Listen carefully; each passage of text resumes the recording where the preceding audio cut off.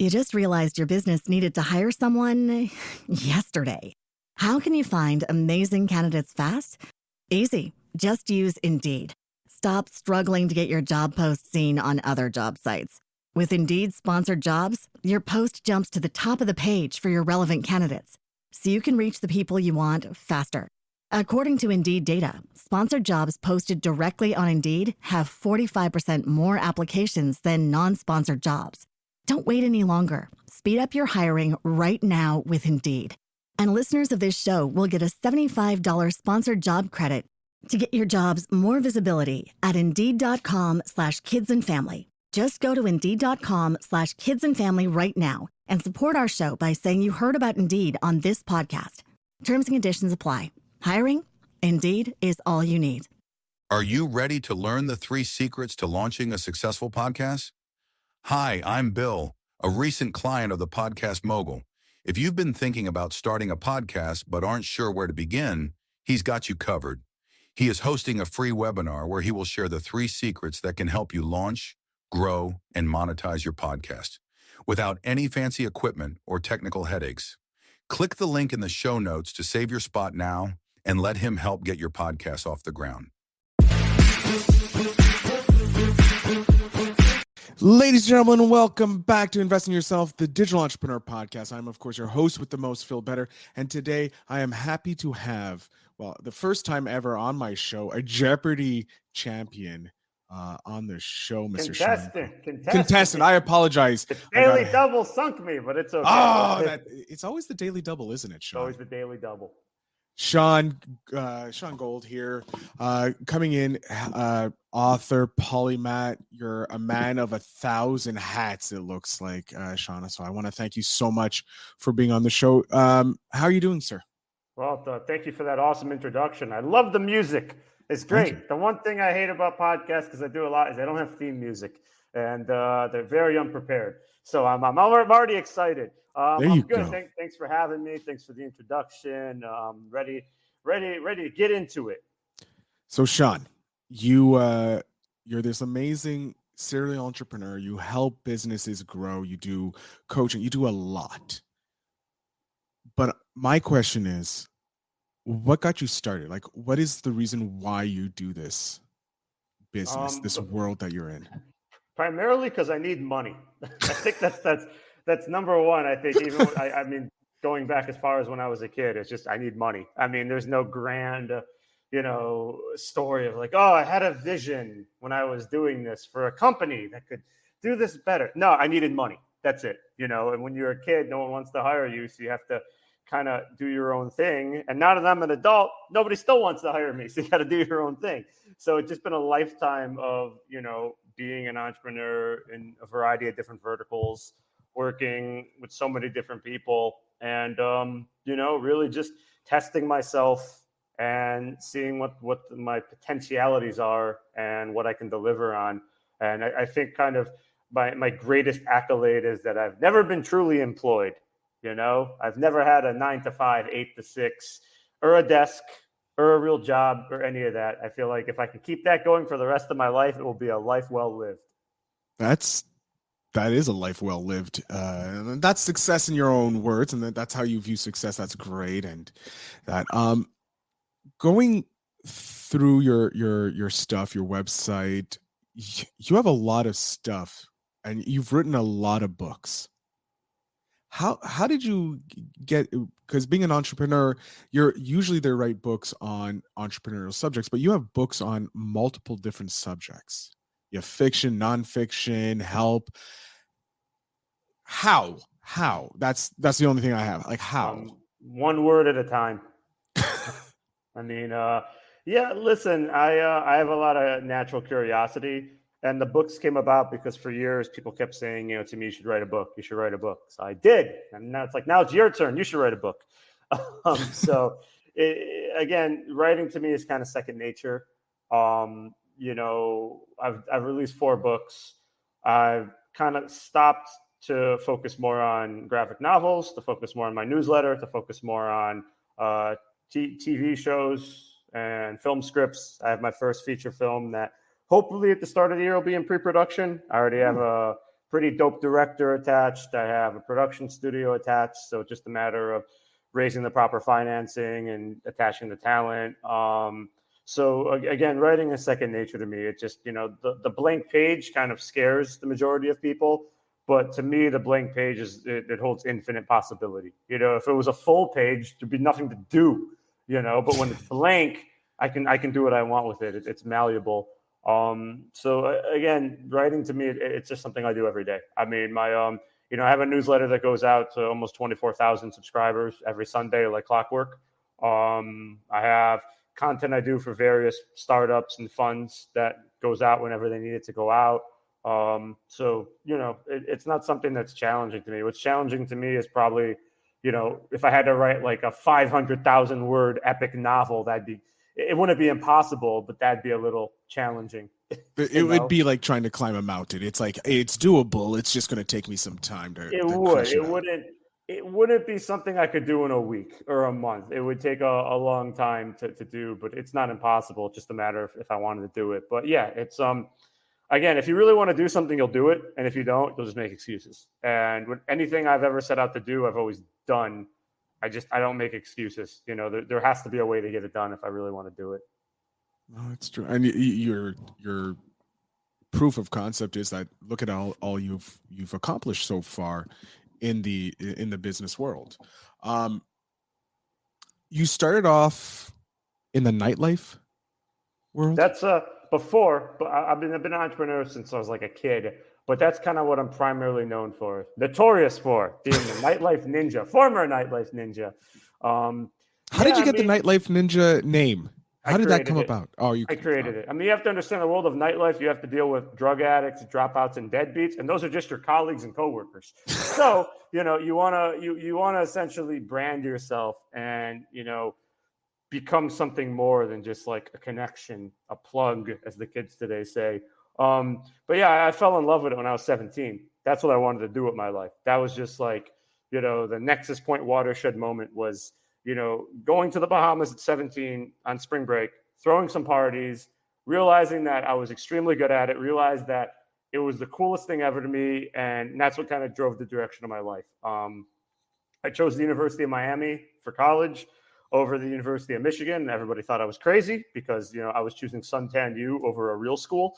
And I only chose University of Miami because of its proximity to nightlife, and I went there with the sole purpose of creating the college experience, not having one and following everyone else, but creating it for myself and everyone else and starting a business. And, it's funny. That was when I was, 17, 18 and, I'm 19 now, good times. But now we're like, 2 decades later, I don't do it anymore really. And I still get calls for the UM crowd. I mean, it's just, it's like from people that are like, we heard you're the guy for the UM crowd. And it's like, you're old enough to have your own kids in college, find your own crowd, Yeah, but that's what I did. And I mean, it was kind of a thing that, led me to work with major brands and work with probably close to 100 different nightclubs and festivals and mansions and celebrities and athletes. I mean, that was entrepreneurship to me. That was, why am I going to try and get a day job when I could just show up Friday, Saturday, and maybe like Thursday night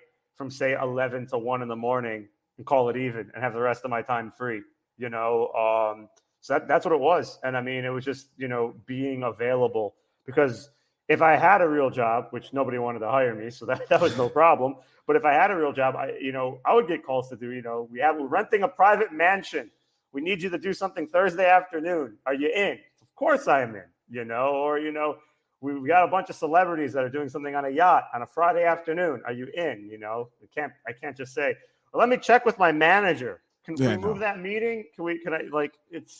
It just wouldn't fit. So, I mean, that was the path that I forged. I chose nightlife, or more like, I think nightlife chose me. But that single decision as a 17-year-old kid to follow my passion, when everybody in my entire existence, everybody said it was the wrong move. The guidance counselor, my teachers, my best friends, my family, and I just had to follow what I wanted to do. It was the best decision I ever made. And it's the hardest decision, I think most people, when they have that decision, regardless if it's entrepreneurship or not, to actually follow what your heart tells you to do. I mean, it sounds very cliche, but it's extremely difficult to do because, I did it at a time when there was no social media. Mm-hmm. Imagine if I had to do it and then I had a bunch of strangers and on all these platforms watching me and watching if I was going to fail or succeed. But you kind of have to forge your own path, because if you can see the path laid out before you, you're on somebody else's. And everybody likes to follow the path, but you're not going to live up to what you're capable of if you're following somebody else's. You're just going to go on the assembly line of career and of life, and that's it. That's not for me. For me, I rather take the pain, take the obstacles, take the challenges, and carve my own way. Question. I like how you brought up the pain and the painful aspect of being an entrepreneur, because there is pain, because sometimes it's like, am I making payroll? Will I be able to pay rent? Because especially when you probably started out, I have no idea, but at a 17-year-old, when you're trying to make your name in the Miami nightlife that's full of, drug addicts, criminals, and all the fun people, and those are just your colleagues. Yes. How like worried were you that you weren't going to make it, or were you like, I know I'm going to make it, this is not a question of if, it's a question of when? So, I'd be lying if I said I wasn't worried. I mean, you gotta understand, I came into this university system where I didn't live on campus because I finagled a way to get like a place close by. So I didn't have this like community, right? I only knew one person who was 2 years ahead of me, and that was it. He wasn't much of like a partier. So, my biggest fear was just not being able to make it happen. Like it was just something where, I tried different things and everything would fail. And, the pain of failure and the stigma of failure is very difficult for many to bear, but I knew I was capable of it. I knew that I was probably using the wrong strategy, and I knew that I could accomplish it, but that didn't take away the doubt. That didn't take away the worry. That didn't take away the fact that you have limited resources. But if you're going to be an entrepreneur, you have to live with that. Everybody wants to have the right skills to be an entrepreneur. And, they all say the same stupid stuff, where it's like, you got to know how to sell, and you got to have a network, and you got to build a better mousetrap, and you got to focus on a niche, and blah, blah, blah. I think the number one skill for an entrepreneur is the capacity to suffer and to do it gracefully and to keep going forward. That's the number one skill. To endure the doubt, to endure people laughing at you, to endure people ignoring you, to endure people saying no to you, to endure the path that you have to create. Because, it wasn't until my junior year of college that I really became like the guy. It took 2 years. It wasn't like I got to campus and I was like, I'm Shaun Gold. Where's my VIP table and where are my clients? It was a lot of failures. There was a lot of setbacks. There's a lot of people laughing at me. There was a lot of people not believing. And it took time for me to kind of like build a reputation for people to take a chance on and then go back and tell their friends, this guy's the real deal. And then I don't think I found mainstream success until probably 3 years after that. It's ironic because, the biggest revenue drivers I had, the biggest events, all that stuff came after I was out of college, but still doing parties for college kids, Mm-hmm. So it wasn't, I was still doing a bunch of stuff when I was a student, but it was really after I was an alumni after I graduated that, I just was kind of, that's when I had the most success. It also helps that you're not a student. You don't have to worry about getting kicked out of school or failing, both of which were real threats and almost happened. But it's really something, that, in Silicon Valley, the term is the valley of death. Okay. There's something in the startup journey. It's called the valley of death. And that's essentially what happens is when you've released your product to the public and nothing happens. Okay. You've put all this money that you've taken, either that you've put in or you've taken from outside investors, and you've built this product or the service offering, and you release it to the public and you expect it to be like, okay, look at the downloads, look at the signups, and then nothing happens. So you have like on the chart, you go down, and it either stays down or you come up. But it happens to every business. I wish someone told me about it before I experienced it. But these are things that you have to know about. No one's going to tell you prepare for the valley of death. They're going to tell you grow at all costs and make a deck and go on Shark Tank. They're going to tell you all this stuff. But the reality of it is it's very hard to get complete strangers to put a credit card in to buy something from you, especially if you're not as cool as you think you are, especially in their mind.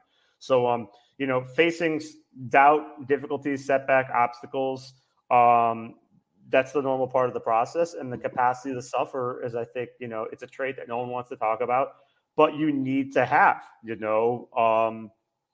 Henry Ford, before he was Henry Ford and created the assembly line and made cars a thing, he failed twice. He had two companies that went bankrupt.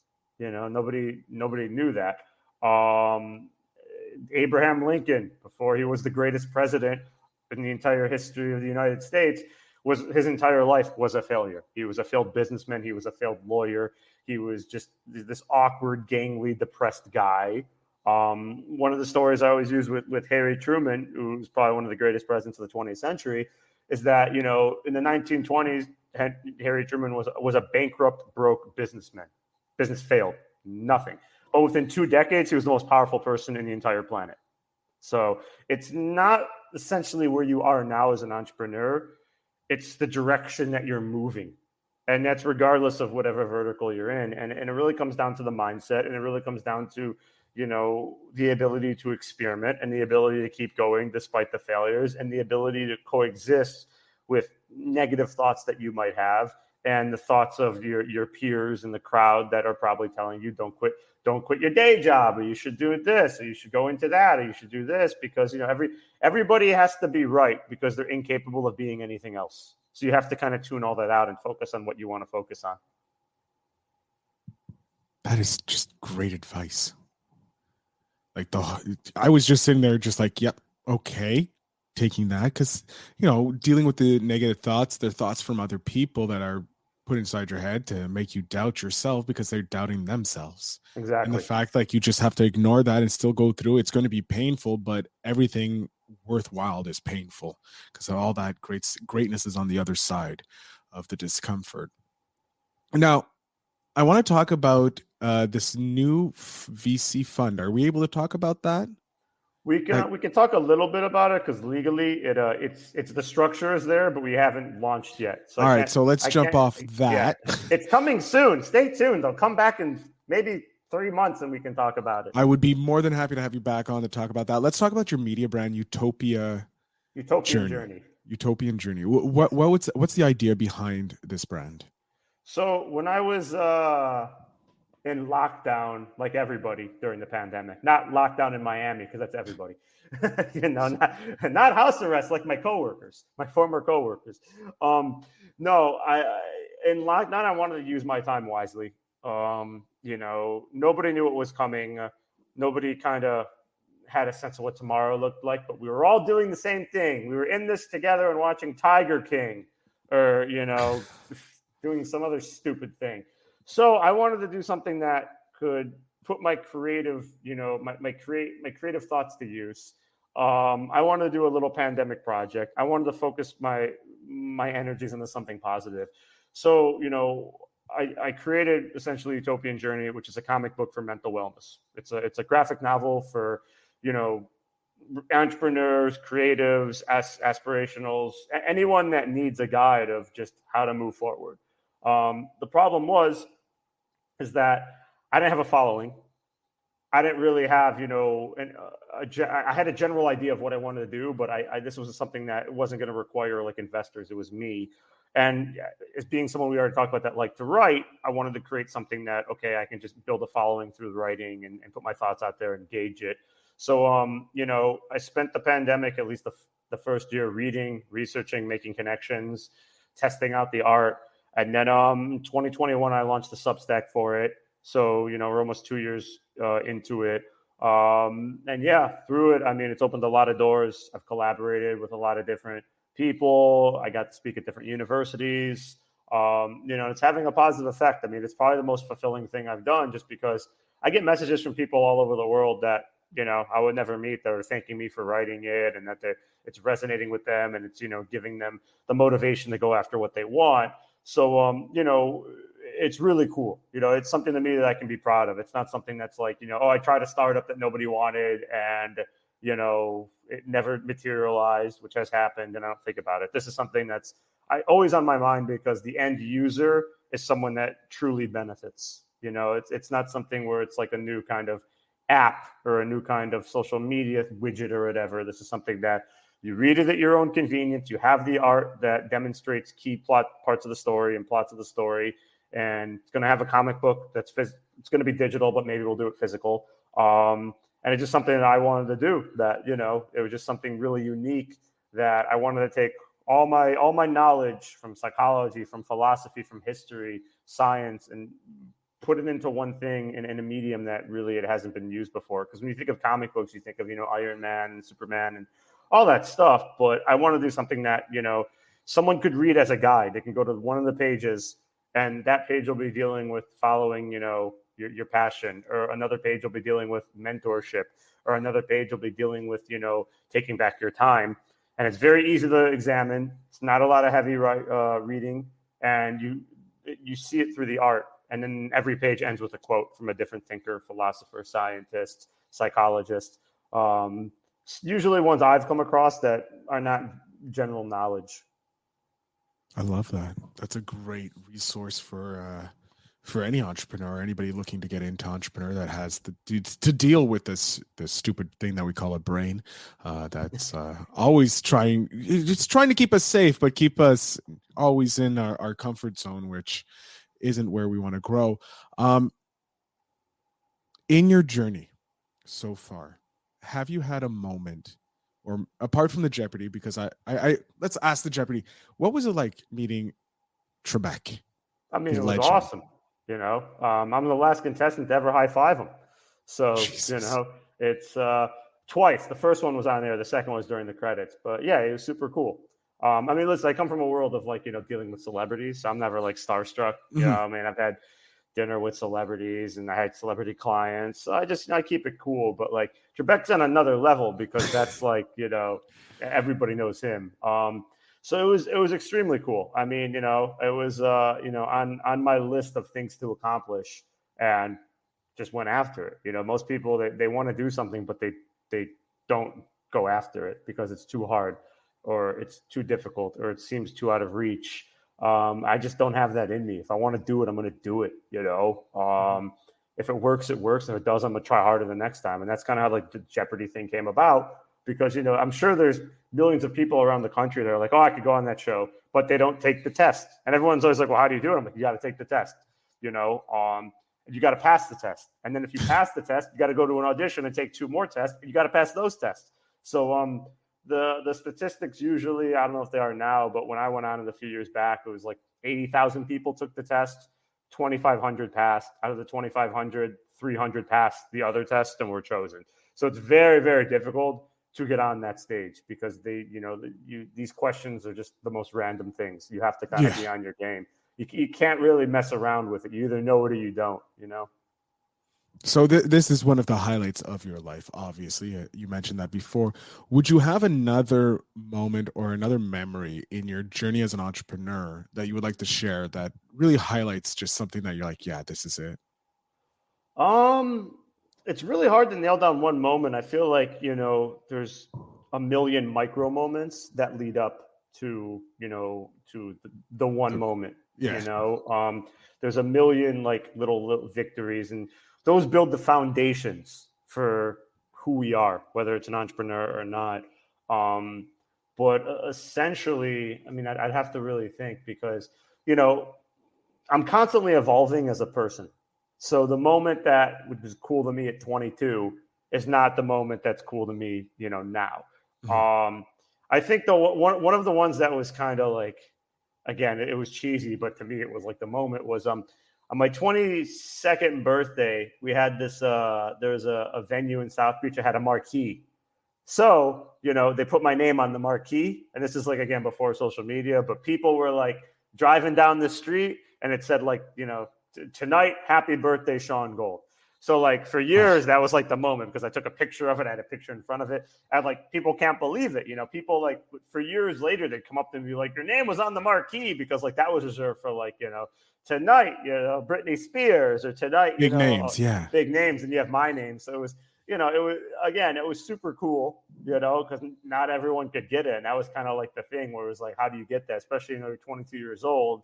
So that was a big thing because, again, it takes years to see the results of your efforts, and that's, I think if there's one thing I could tell everyone listening, regardless if they're going to be an entrepreneur or not, it's that whatever you do is going to take years. And you're not going to see it within 6 months. You're not going to see it within a year. You're going to see progress, but you're not going to see like the fruits of your labor until like, a few years in. I mean, I remember, getting into the nightlife when I was 17 years old. I remember Halloween of when I was 17, and everyone I knew was going to this nightclub, and I didn't have any connections, and I couldn't get in. And it was the Halloween of when I was a senior in high school, and everyone was doing all this fun stuff. And here I was stuck at home, and I went out to pick up my friend at Jamba Juice, who got into a fight with his girlfriend. That was it. I felt like the biggest loser. But 3 years later, okay, same night, when I'm 20 years old, I'm running the biggest Halloween party in South Beach at the nicest club. Like if you would have told me when I was 17 I'd be doing that, I'd be like, I want to believe. Yeah. So you have to really, you don't know where your life's going to go. You have to just keep, working away at it, hacking away at it, whether it's your business, whether it's personal growth, whatever the case may be. And you will change as a person. You will see those results. It just takes a long time because you have to learn how to navigate. You have to learn how to maneuver. You have to learn what works and what doesn't. And you have to, be able to have staying power. I think the thing that causes most people to fail is not a lack of resources or anything like that, what they attribute to their failures. I think it's that, they don't have the staying power. And it goes back to what I said earlier. You have to be able to sit there and take the arrows and take the stones and take the pain so that you can come out on the other side, It's I think St. Thomas Aquinas said that if any captain cared about the condition of his ship, it would never leave ports, and that's kind of, one of the mantras for my life. It's kind of like, yeah, you can be safe and you could be fine and you could just sit there and it's fine. But if you really want to like venture and test yourself and try to achieve something, you can, but it's not going to be easy, and you're going to have to do it, and no one can do it for you. It's not easy. If it was easy, we would all be successful. Yeah. We would all be, racking up the accolades. We would all be rich and fabulous and blah, blah, blah. But it's not, because it's very hard. And, it takes a certain kind of personality to understand the difficulties and still pursue it regardless. So true. And this is a great, unfortunately, it's coming to the end, and I hate this because I'm having a great time talking with you, Shaun. You're passing out golden nuggets, and I'm just like, Pun intended. Yeah, golden. Oh, yes. Oh, I love it. I can make puns on someone else's name and not have my name be the pun. Exactly. For the first time. It's a golden opportunity for me here, Shaun. But I want to know, if you could design a museum exhibit representing you, what items would you put on display? That's the most interesting question I've ever had on a podcast. So, that is thanks to Spark by Seek Discomfort, the YouTube channel. You should go ahead and buy it. But yes, so what would be in your museum exhibit, Shaun? A BlackBerry, because I was the last one to use one until this year, and they told me they were discontinuing service. For like 13 years, I had a BlackBerry because I could instantly mass text like 10,000 people. I was just like, okay, my day's done, and then that'd be it. So definitely, it would be a BlackBerry. It would probably be like one of my T-shirts that I used to wear out when I was throwing parties. My blazer that I used to wear over the T-shirt. Trying to think what else. One of my comic book pages. One of my books. I don't know, the Jeopardy buzzer I used. I mean, like, there's a lot. I think the podium should be the whole thing, not just the buzzer, the whole podium too.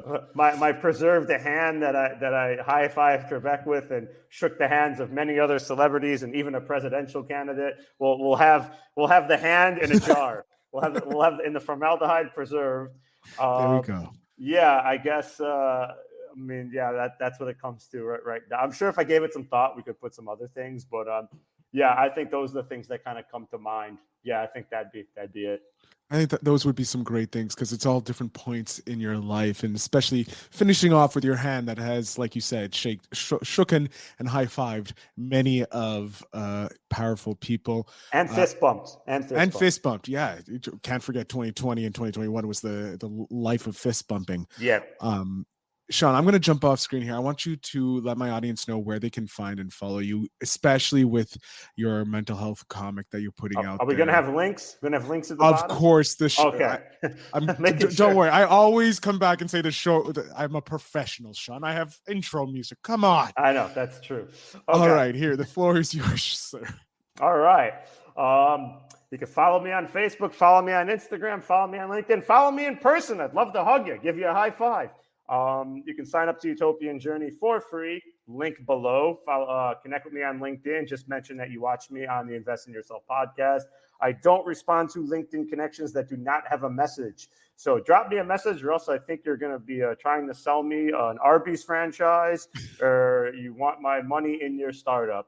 You can follow me on Twitter at YouTopianJ. That's the one I primarily use. And of course, feel free to DM me. I will respond if you mention that you saw me here, and love to chat with you.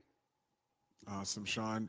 I want to thank you very much for being an amazing guest, sharing so many golden nuggets from your life, and just wisdom from all the knowledge that you've accumulated over the years. Of course, to my audience, like Shaun said, the links to connect with him will be down in the show notes down below. So please do go ahead and listen, follow him, read his stuff. His comic book is actually really, really worth it.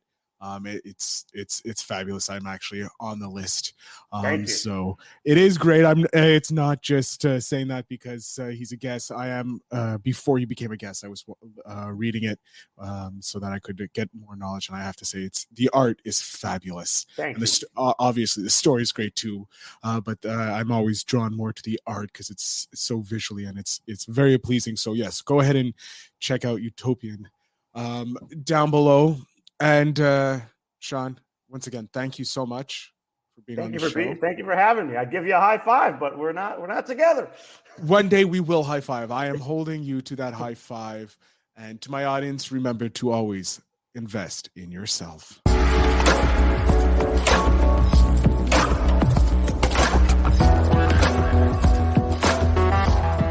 Thanks for tuning in. Now it's time to take the next step. When you're ready to dive deeper into how to launch, grow, and monetize your podcast, Phil's got something special for you. Join him for a free webinar where he'll reveal the 3 secrets that have helped countless entrepreneurs succeed in podcasting. Click the link in the show notes to save your spot, and let's turn your podcasting dreams into reality. You just realized your business needed to hire someone yesterday. How can you find amazing candidates fast? Easy. Just use Indeed. Stop struggling to get your job post seen on other job sites. With Indeed sponsored jobs, your post jumps to the top of the page for your relevant candidates, so you can reach the people you want faster. According to Indeed data, sponsored jobs posted directly on Indeed have 45% more applications than non-sponsored jobs. Don't wait any longer. Speed up your hiring right now with Indeed. And listeners of this show will get a $75 sponsored job credit to get your jobs more visibility at Indeed.com/kidsandfamily. Just go to Indeed.com/kidsandfamily right now and support our show by saying you heard about Indeed on this podcast. Terms and conditions apply. Hiring? Indeed is all you need.